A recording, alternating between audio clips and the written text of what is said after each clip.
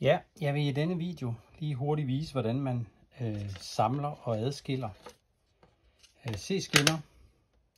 Det bedste er at lægge dem her ned på en plan flade, og så er det bare at sætte dem ind mod hinanden.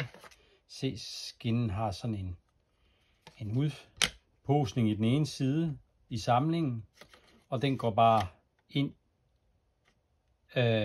imod skinnen på den anden side. Og så her yderst, der kan man sådan set bare give den et tryk og klik, sådan sat sammen. Sammensætning, det er meget let.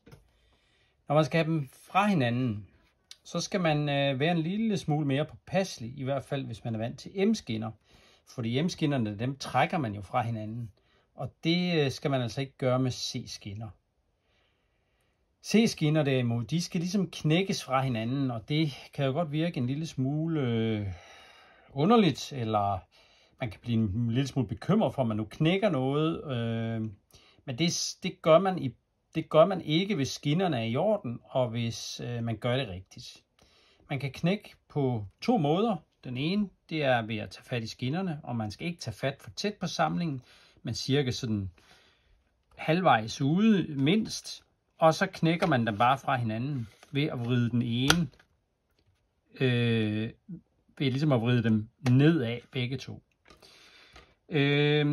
Det er den ene måde at gøre det på. Den anden måde, den er i stedet for at trække ned, så kan man også tage herude i enden af skinnen, og så ligesom vippe op, og så trække opad, og så bliver de også adskilt. Og det er i virkeligheden den metode, jeg foretrækker, hvis man overhovedet kan det.